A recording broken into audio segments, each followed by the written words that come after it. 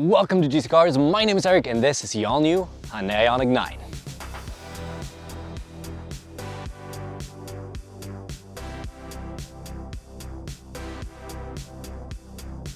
We're in Ucluelet, British Columbia for the very first drive of the all-new IONIQ 9, Hyundai's latest IONIQ EV. This is the big one, above the 5, above the 6. We got 3 rows. It's pretty much a really big mid-size, almost a full size, and it's got a lot of cool things going for it. But before we get to that, let's start off with the exterior, because like all Hyundai products, I think this always needed a little bit of time to mature in terms of like accepting it. When I first saw it, I didn't like it. Saw it at the auto show for like a couple of days in Toronto, and I was like, you know what? Kind of warming up to it. And now that I see it out on the road, well, I guess less so on the road right now, but on the other roads, I think it actually looks pretty sharp. This is the ionosphere green metallic paint, and as always, we have the wonderful pixel optics everywhere, and they've done a lot of clever stuff here. Like, I'm not going to go into all the details. I can show you a few slides. If you want to stop them, you can stop them. There you go. But boat tail shape, you know, they're playing with the drag, they're playing with the pressures of the air just to make sure that this is as slippery as possible. And even with our big old North American mirrors, which are not cameras but actual physical mirrors, thanks regulation for being outdated, we have a lower drag coefficient than the IONIQ 5. So this is pretty slippery, which gives us more range. All IONIQ 9s, no matter what trim, have over 500 kilometers of range, which is really good. And what's more important maybe for a lot of you, is we have a new port. No more CCS, we have an NACS, we have the Tesla charger port. But enough with the exterior, enough with most of the subjective stuff. You know if you like it or not, let me know though. Let's hit the road, talk about the interior, talk about how it drives in beautiful British Columbia. All right, out on the road in the IONIQ 9. We are in sport mode, and we're gonna see how quick this is.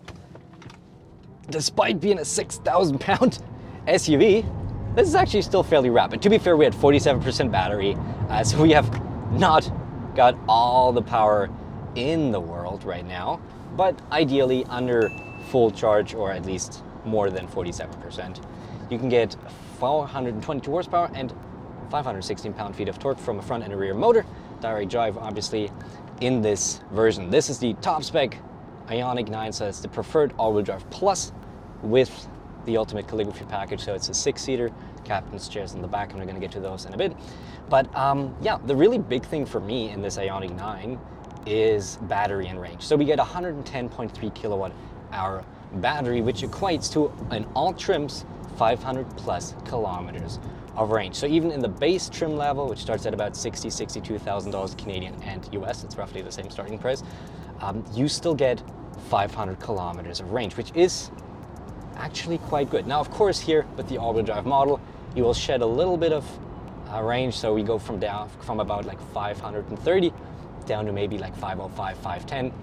Either way, though, it is really good. And because you have that NACS charging port, you can use Tesla charging stations, which not only are abundant, but also much more reliable, usually, than whatever other charging vendor you want to use, with 17 different apps, 15 different wallets, and all that stupid stuff you usually have to deal with. So this is a big upgrade, and something that the main competitor, the KIA EV9, for example, doesn't have. The EV9 GT will have NACS, but the regular EV9 so far does not, which is, in my opinion, a big pro here for the IONIQ 9. Now, 422 horsepower, 516 pounds-feet of torque these days doesn't light the world on fire, but it's enough to propel this from 0 to 60 in about 5.2 seconds. And it's a 3-row family SUV. That's really all you need, I think.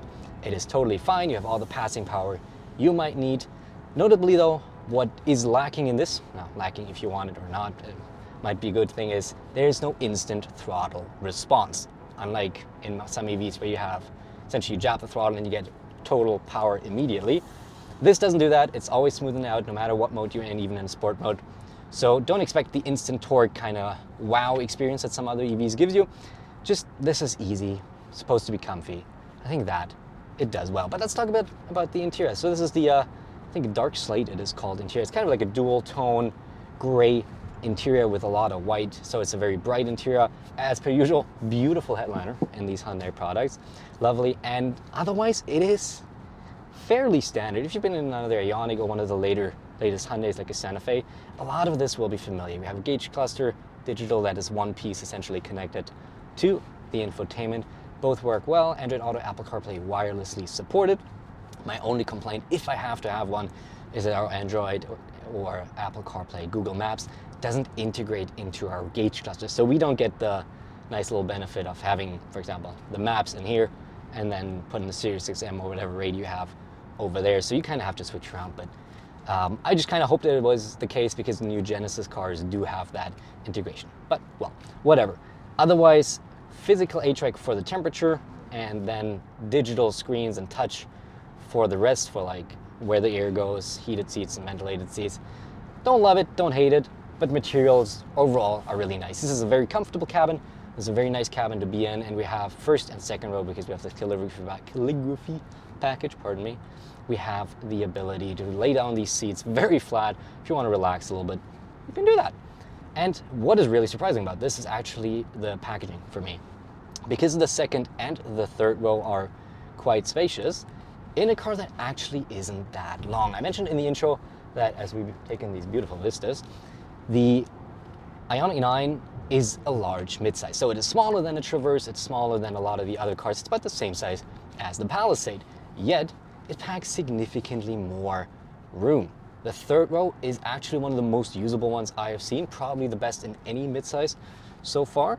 It does rival really the full-size SUVs in terms of space. The only ones that I think are above are like the likes of a Tahoe, an Expedition, and so forth. Nothing in the EV sector though. I mean, I guess except for the Escalade IQ will be able to challenge this. Same with the trunk space. We get almost 100 cubic feet of space. It's the second and the third row down.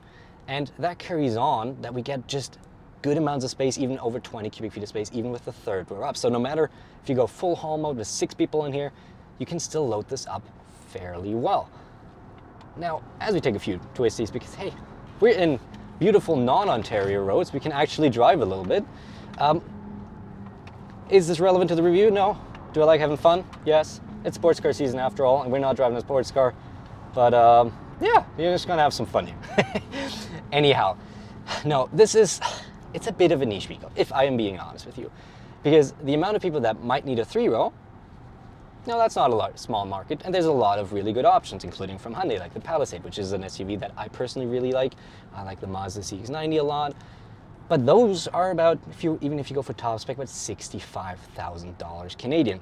Now, this is just above where this actually starts. And of course, if you compare base level to an Ultimate Calligraphy Palisade, this won't quite be as nice. So we're really looking at people that do want to have a 3-row and are looking specifically for an EV. Because this is Ultimate Calligraphy to Ultimate Calligraphy, about $17,000 Canadian more, clocking in at $83,500 Canadian, about 78,000 US dollars. And if you're wondering about tariffs, the US version is made in the US, in Georgia. This version for Canada, we're gonna ship from Korea. So it's a bit nichey. You really gotta, I think, look for this car or look for a 3-row electric SUV for this to make a ton of sense. But if you do, first of all, there's not many options. Outside from like luxury cars, the Rivian is more, Tesla Model X is more. There's really only this and the EV9. And I think this does a very, very good job. A little bigger battery than the EV9, a little more space than the EV9.